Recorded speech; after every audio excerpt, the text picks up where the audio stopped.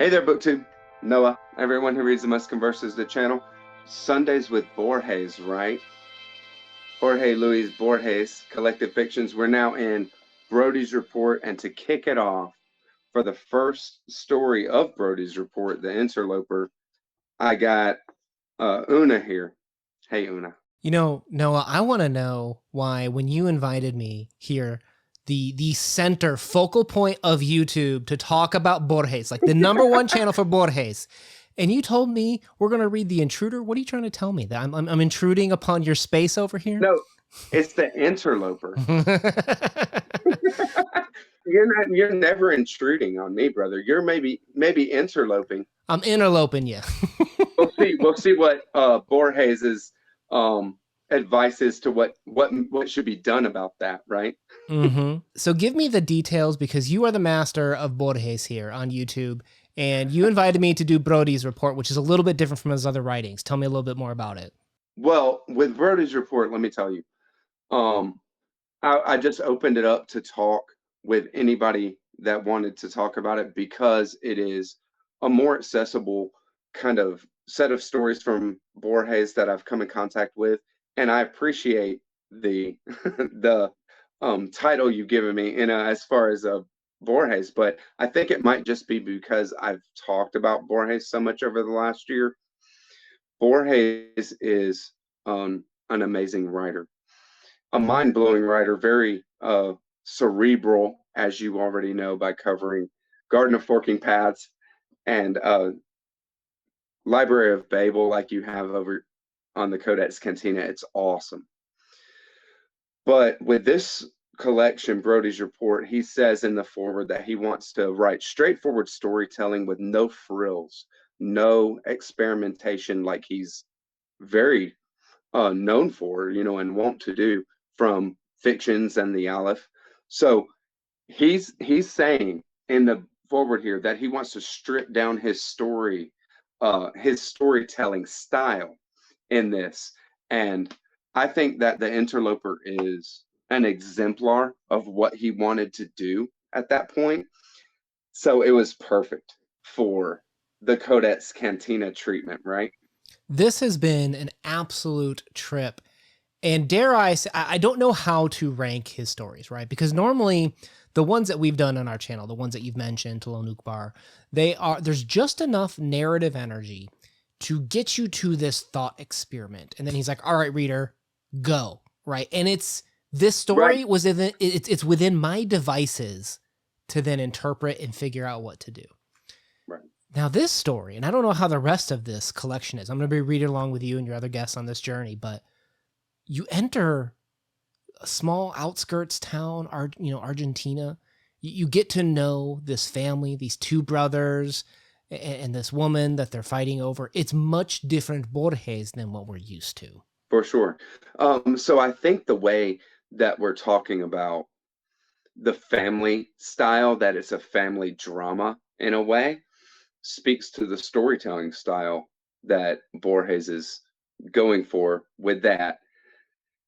When it comes down to just putting you right in the pocket, Borges is good at that. But the first paragraph of this is all this convoluted storytelling. I heard this story this story was told at this point, and then it was given to me later at this other point, and this kind of thing that breaks it down.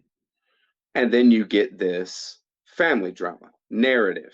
You feel like you're deep in the family. You're in intimate relationship with these two brothers. Right. Like, well, you're in the what's available knowledge, right? I heard this story through a friend who heard it from Eduardo at a funeral in this town, right. And it's backed up by, I also heard it in this town. That's totally cool. At some point he says that I heard it from here, but it's probably unlikely, or it was told at this time, but I think it unlikely that it was told at that early of a time. So, I mean, like, why are you saying it? You know what I mean? It's just to call question. And then we get to the brothers, who are men of pleasure, men looking for pleasures of the flesh, and who will kill. You make an enemy of one, you make an enemy of both, right? So we even start to see this duality, this conflict between the two brothers that I felt like Borges, if he's really just doing straight narrative fiction, he masterfully pulls it off here, because I felt like there's like this great, like almost like mirror of the story in terms of seeing two brothers that ends with each other, seeing how in the beginning when Eduardo comes up and sees Christian, that there's a horse tied up. And at the end, when Christian comes up to the house and finds Eduardo's horse tied up at the end, you know, there's all these mirrors and structure in the story that only comes from focusing on the narrative energy of the story that Borges does here. Right. And driving home, I mean, let's say, just before we go any further, that we're at a 4-page story. When we're talking about a story from Borges, right? 4 pages. So basically what we've talked about so far might be, you know, half of the story, right? And then there's these series of tension between the brothers. So it drives you deeper like a nail into this family between two of the family members who are the closest. It's kind of like the there's almost like a biblical aspect to it. Like it even starts out with like that little epigraph that like almost looks like a Bible verse, like the Reyes, but I'm like, that ain't no book from the Bible as far as I'm aware. And then it even kind of closes with like a Cain and Abel reference about how this woman came between them and created this discord. Oh, discordia, to quote the great Stephen King, right? Exactly right. I tell you. So in order to prepare to talk about the next, you know, kind of stage, I would say this is totally Quentin Tarantino before Quentin Tarantino was cool, right? Thomas Pynchon does this kind of thing with his narratives. So Borges, his influence is just all over the place. It's so cool to see him do the kind of shock that he does with the tensions that arise between these two brothers and their actions because of it. Because the interloper is a girl who comes between the two brothers, and they share her and they shun her and they invite her back and they try to live in different modalities. And then and the tension is built through this. So your family dramatized, this kind of thing that I was talking about, is driven deep. As a reader, you're just like, wow, this is wild, right? And he takes you, I kind of, you know, where Borges wants to take you, you know, in this, there's always this gaucho lifestyle, this ultra-violent lifestyle. So, what, you know, with that, what do you got to say? I tell you, I'm reading the story. I'm so into this story. You know what I mean? Like the beginning, like the knowledge, who knows? Is it a rumor? Is it fake? And then all of a sudden, it's like, you know, Eduardo's coming home, right? And these are brothers. They bicker, right? You know, Christian raises his voice. Eduardo falls silent. And Christian, he gives him that eye. He's like, I know what you want. Right. He's like, you want my wife? You can have her. You can use her while I'm gone. And I'm like, what? Yeah. Where are you going with this one, Borges? Right.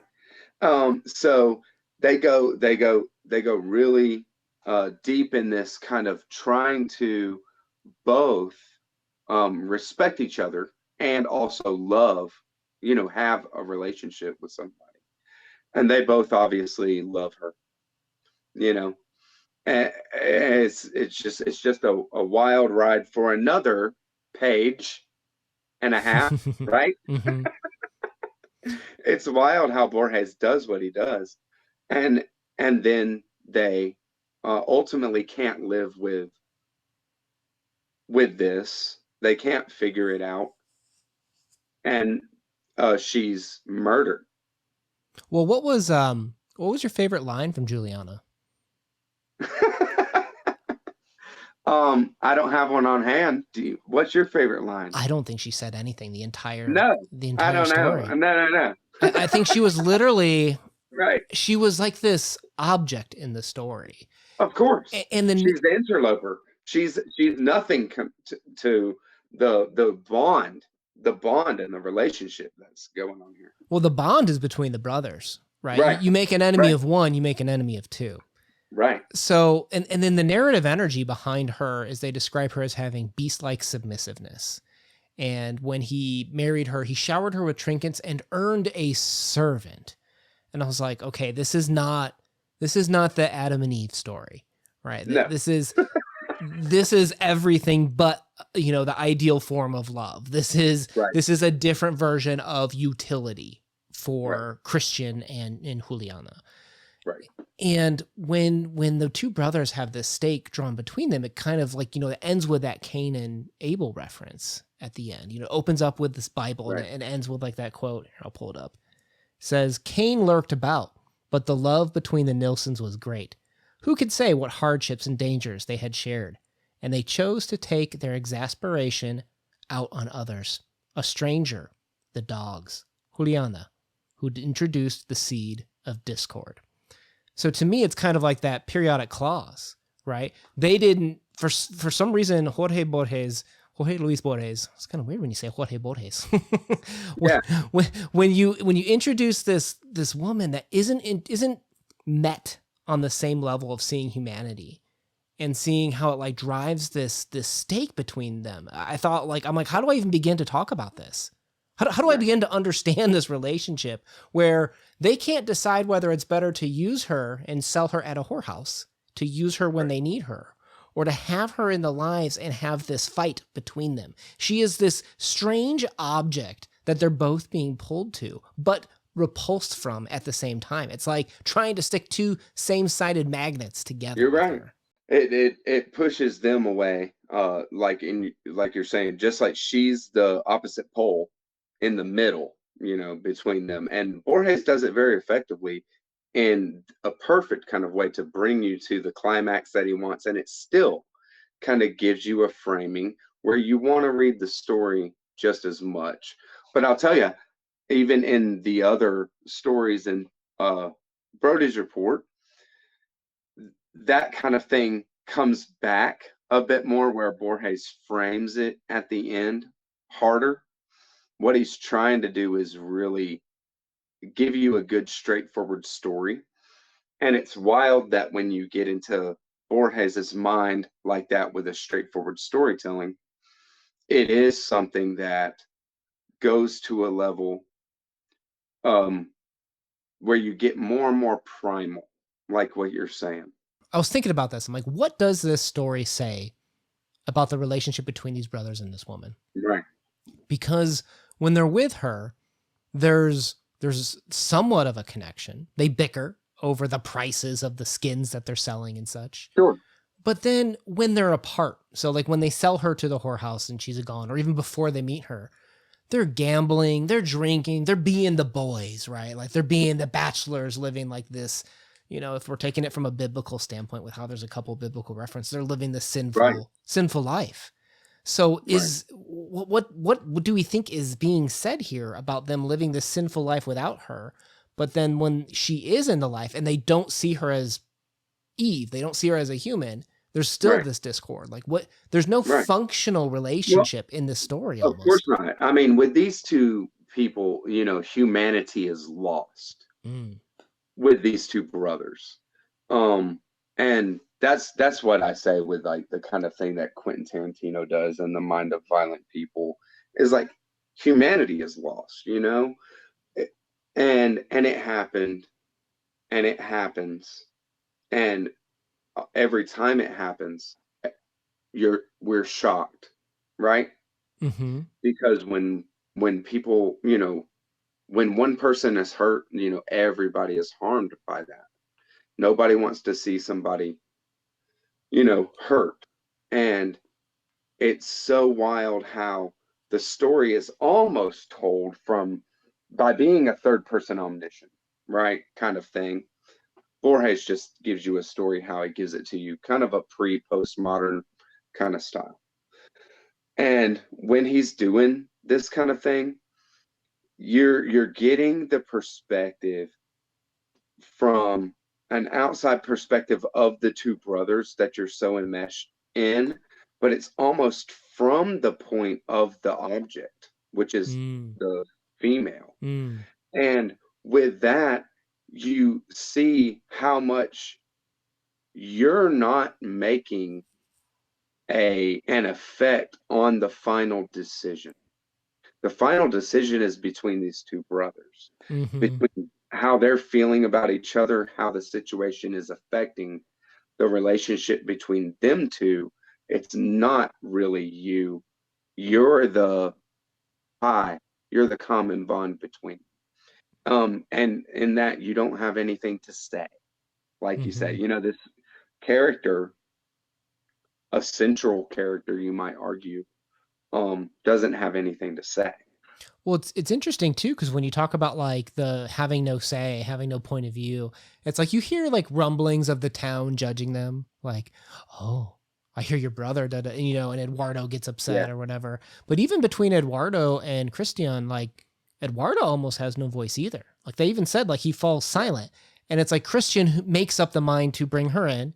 He makes up his mind to quote unquote give the object, the woman, to his brother. And he's the one that decides to end her life. And he's like, we need to move on and forget this. Like, it's almost like Christian's the domineering force of how decisions are made in this town. Well, but when it comes down to it, I mean, maybe the town for sure. But definitely between the two brothers, I guess, and like how it goes in the story is there's going to be a more dominant brother. There's no 50-50 partnership. There's no real 50-50. Always there's going to be somebody who has, just by virtue of everybody involved. I feel like he perfectly elicits that, like, if it's not 50-50, if there isn't give and take in a relationship, you can see how destructive it can be. And maybe that wasn't his point, but I could tell you that's one of the takeaways I had from this story. I thought it was a really interesting story to think about. Trying to be 50-50, but that's how it works out. You know what I mean? And that is also just relegating this one character to a complete object, like you're saying. It's really hardcore. Borges does really hardcore stories in Brodie's report. Even though he does hardcore stories through all his writings up to this point, even Brodie's report feels more shocking. And I think it is due to the fact of trying to write more straightforward narrative instead of, being an idea writer. The way that fictions and the Aleph is, that it's a central idea that the story is hinging around, and you're going to get it at the end. And then you're going to reread it 7 times, Yeah. All right. Now, who's going to play Christian in this Quentin Tarantino remake of the story? Oh, yeah. Timothy Chalamet. Come on. Who? Who is that? They're gonna bronze the shit out of him. And he'll be from Argentina. I'm picturing Mads Mikkelsen. Do you know who that is? Yeah. Right on. Yeah, he can play that harsh guy that makes all the decisions. I saw he was good in Hannibal, which made me think about it. Right. Yeah, that's good. Real good. I tell you, man, it's a cool one. Thank you for going through it with me, Una. This was really cool. Do you want to get come on. Do you want to give any more on the Interloper before we're done here tonight? I think that this was a great introduction. I'm looking forward to your future talks on that. I'll be following along, reading some of those in the stories. And who knows, maybe if you have another dry spot, maybe I'll jump on for another story with you. Who knows? Nice. Well,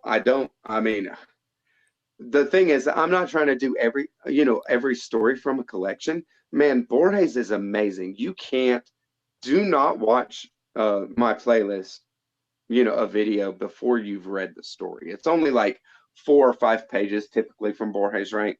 So don't watch the video before you read the story. Just get it and read it. You can find them. Borges is amazing, and I don't want to, kind of do every story. I don't care, but just stuff that's really striking. And this was a really cool one to me. I'm really happy you were along for that one. And there is some cool stuff to be pulled out of Brodie's report.